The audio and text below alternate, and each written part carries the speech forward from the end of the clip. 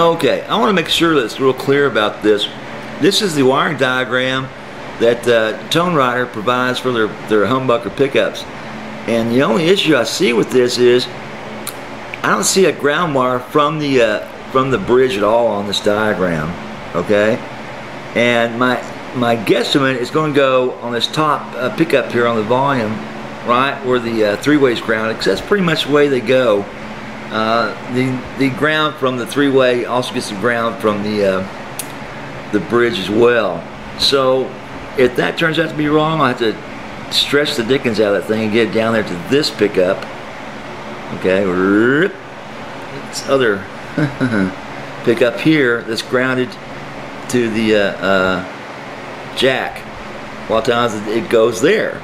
Okay, it's grounded plus the jack. All right, but we're going to try it up here, and it does have length for it, but down here it doesn't. I may have to lengthen it and shrink it, but you know, I hate doing that on the ground. But there you go. You know, let's give it a shot and see what happens. Okay, so hang in there.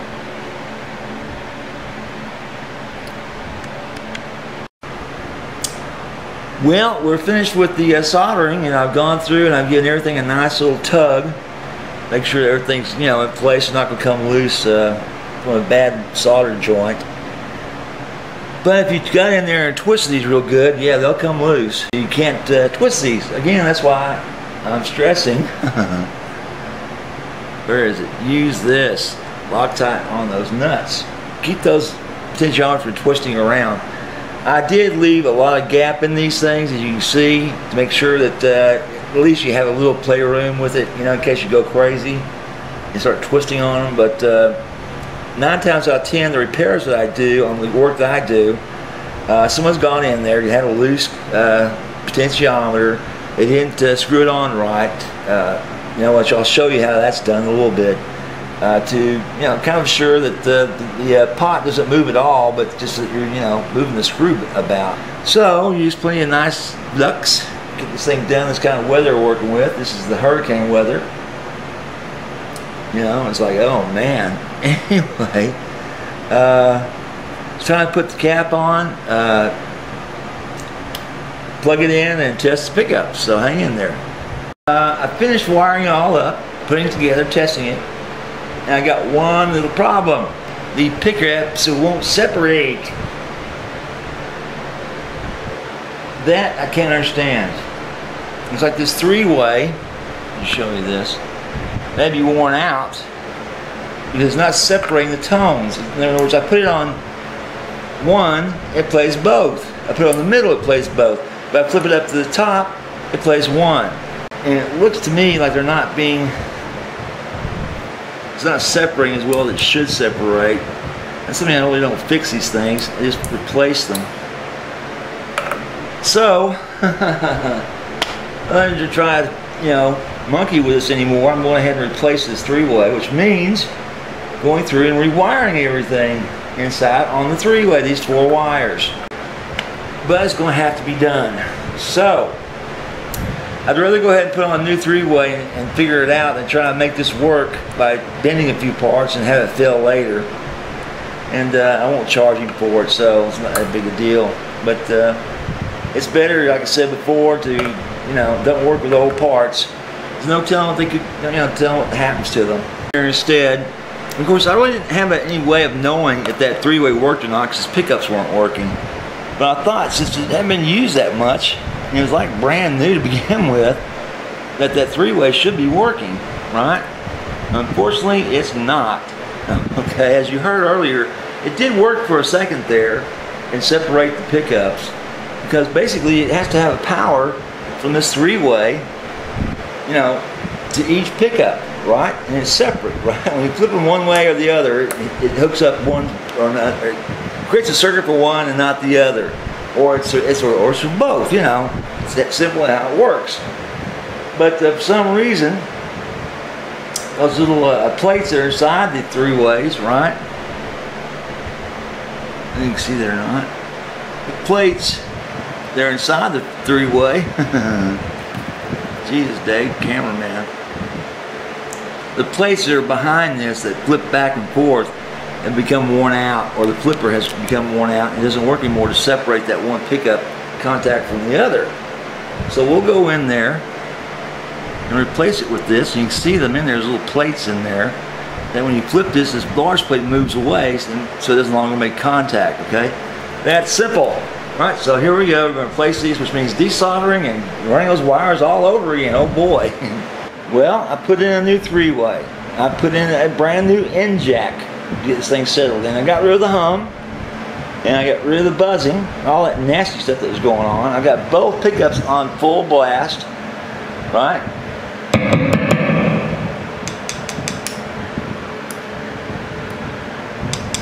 Nothing. I'm only getting the top pickup.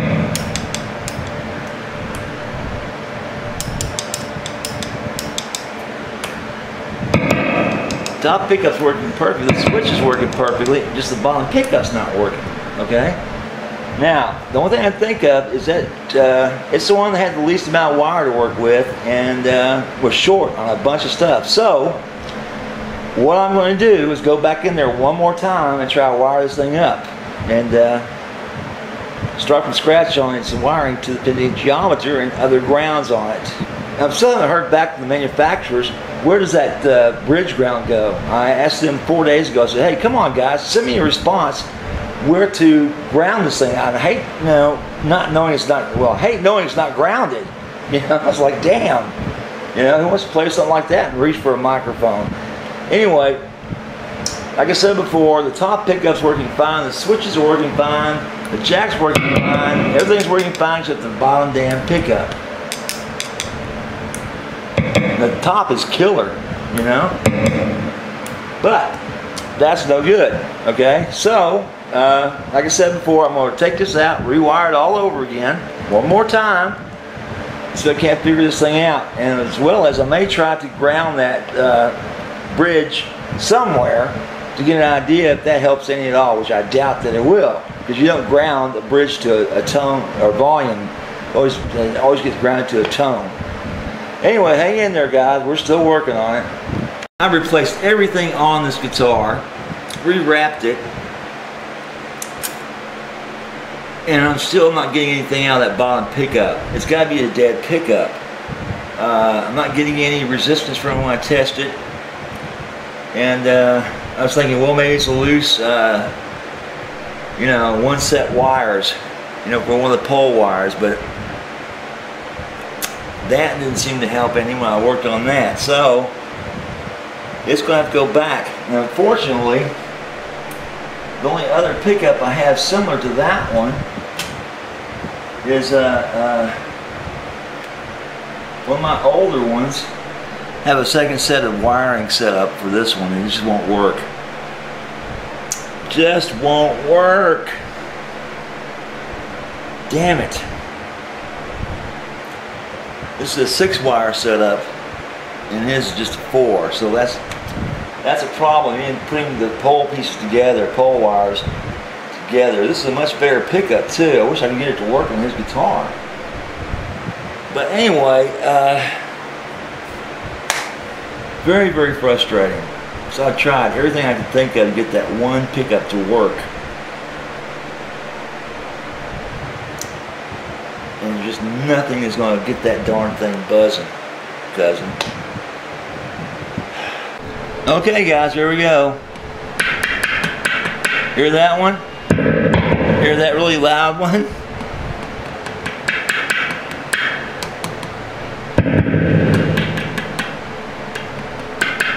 One of the poles has come loose on this pickup's got to be one of the pole wires to one of the bobbins. So just one's working, because this is both working on this one. I can't switch them around and put the stronger one down here because this one has been cut in half. But they are both working. Go figure that out. It's not very loud. So I did solve the problem and got them working. Okie dokie, so now I gotta let him know that one of the bobbins is torn loose or pulled loose on his. Now I can't put mine in because they don't match up. So that's just dandy. So let's go from there and see what he wants to do with this. course, he can bring it back anytime he wants with the new pickup, and I'll put one in for him. But in the meantime, it's going to play really lightly on the bridge, and not much I can do about that with a bad pickup. So hang in there. I've got that pickup working somewhat. It's not perfect, but it's going to work for a while until he replaces it. And it's time to clean this guitar up. Before it goes out of the shop, I'm going to do it one more time. I'm going to run it through, run over it with some linseed oil to condition that fretboard. Nice run over. Alright. And you're not saturating this wood, you're just putting it on there on the top coat of it just to get it wet with the linseed oil. Of course, you don't want to get down on your pickups. So he's left the screw in the pick guard hole to cover that up. And of course, I can always take a toothpick and a red marker and fix that up so you wouldn't see it, but that's alright, don't hurt anything. Let's go ahead and just go back over the way we put it on there. Just rub it in. Make sure it doesn't stay wet. Not taking it off, but rubbing this in. That's what I normally do. These guitars come in, they've been, you know, handled a lot, a little dirty.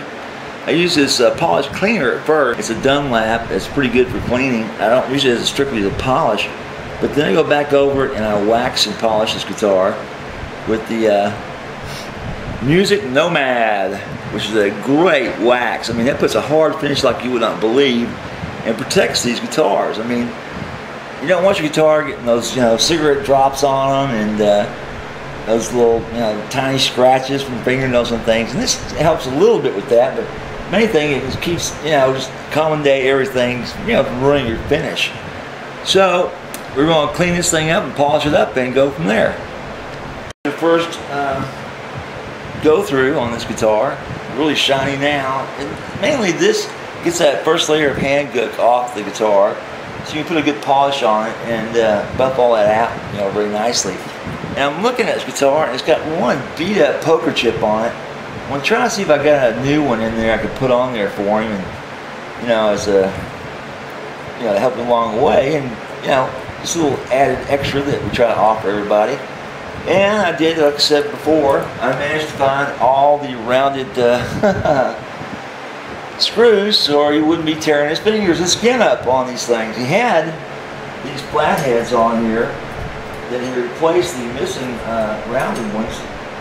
And the only problem is they don't fit within the recess of the holes like they're supposed to, because they're the wrong size all the way around.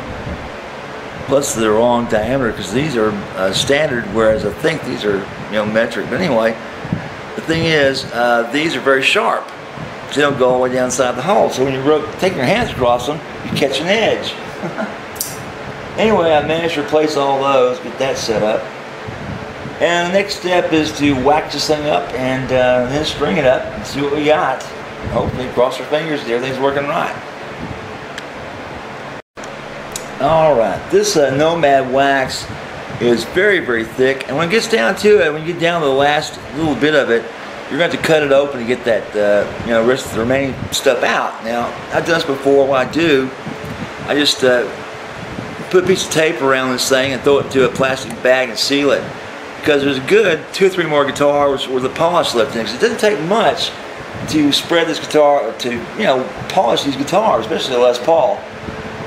Just a couple of swipes of the sides of it, and that's more than enough to cover the front, right? And you don't want to throw this away. And, you know, normally I used to throw these away. I thought, well, shoot, there's still this stuff in it, it's still good. And this is the frugal, this is the frugal channel, showing you how to save money on these things. So that's one way to save money. Just open up that side and go from there. Give you a chance to dry, then buff it off. Let you see that when it's finished. So hang into that, hang on to that. So I'll be right back. Tip I wanted to show y'all, I forgot to do this before I went and tightened them up. What you want to do is turn your potentiometer all the way to off position. Get you a nice fitting flathead screwdriver and place it in between the opening spots if you have a split top. And that way, when you twist on this, you know, nut, the pot doesn't move whatsoever. Okay, remember, If you have split tops, great. If not, you can get your locking things like this, a counter one, right? And that's if I can get the camera. It's always hard to do. Get you 2 of these, locked down on that that post, and have it all the way to the opposition. That way, when you're twisting it to the right, it won't actually move the pot, okay, in the circle, and pull wires loose. Just a little tip to remember. Anyway, I also want to show you one more tip, okay? Hang in there. Everybody has their own preference of how they want their strings cut. They want them, you know, cut short, tucked back into the post, you know, whatever they may want. Since I've learned everybody has a different method, and everybody likes their own way. I just take those whiskers and turn them into a circle, so when they come pick it up, I just cut them the way they want them to be cut. You know, cut them short, tuck them in, cut them long so they don't stab their fingers. You know, when you're doing guitars for other people, you got to remember they have their own preferences as well. So anyway, we're just about finished with this. We're going to start tuning it up and intonating it and setting it up so it plays real nice. Right at the moment, whoever set it up originally has got way too low. I mean, it's hitting the frets, it's bouncing off the pickups. It's just way too low for the guitars. Listen, you know, I measured it when it first came in, it was like 264s, and that's just too low for this guitar. Anyway, I'm going to go in here and take a look at it. Like I said, I don't really want to take that truss rod cover off for fear of knocking this very badly done nut loose. I have to redo that again for the guy. Well, here I am back again working on the Epiphone.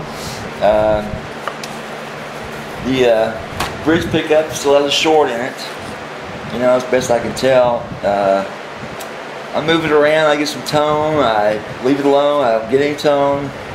Same thing that happened when I measured it when we first brought it in. I got a reading. I thought, well, it's working, but just got it wired wrong. But there is a problem with this pickup, alright? So I explained to him, I could try a few other things on this and see if I can't get this thing to run. Let me try wiring it up like a regular Les Paul and to ignore the wiring diagrams they have on these pickups and see if that will help any.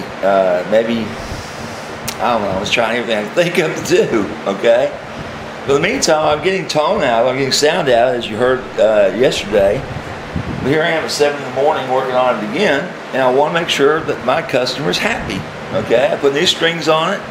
I've not set it up yet, it's still buzzing like crazy. But new strings on it yesterday to give him a chance to stretch out so I get a chance to, you know, set this up when he comes to pick it up today. But we're going to dig into it one more time and see if we can't solve the problem. Okie dokie. Other than that, I explained to him you can ship this other broken pickup back, and I'll be happy to install it when it comes back and returned, either fixed or a replacement, and do it for free. I had no problem doing that.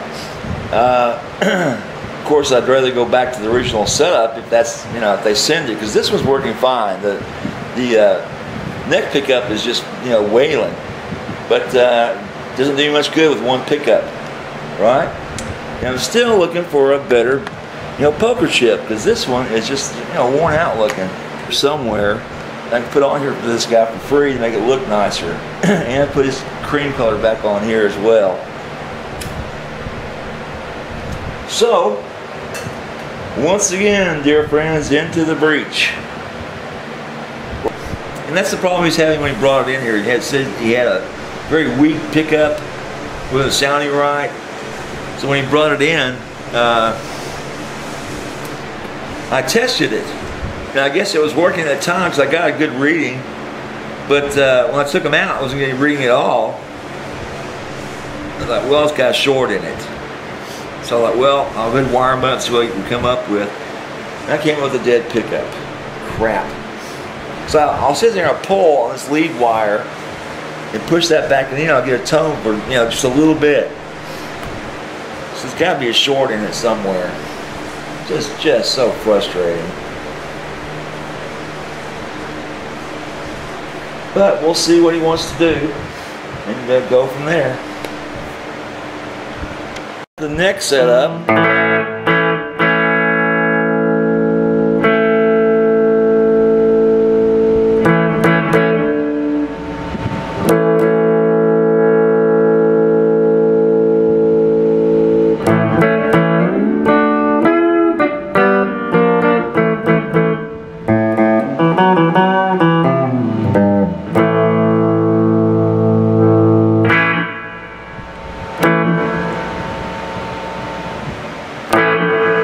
But of course, the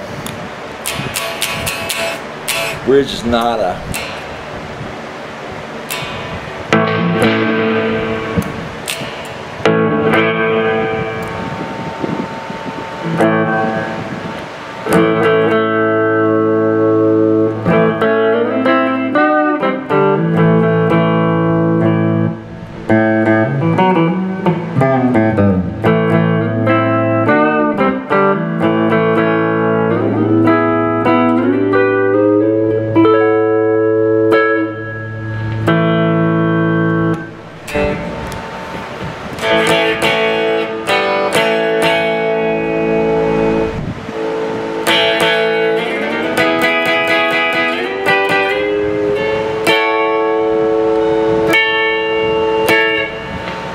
great.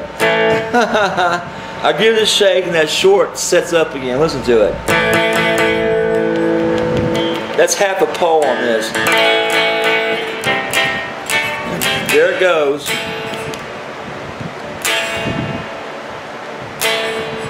Intermittent sound. Damn it.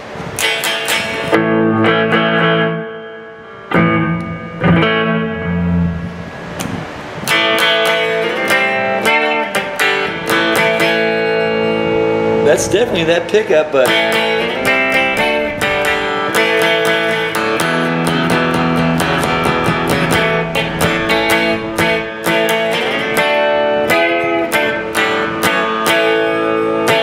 it's only playing on one bobbin. It's totally outclassed when you put the bridge pickup on, when you put them on both.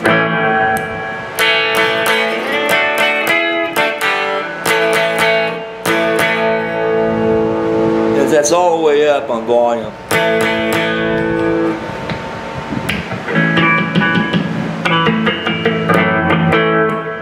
See nothing on this. Again, shorted out again.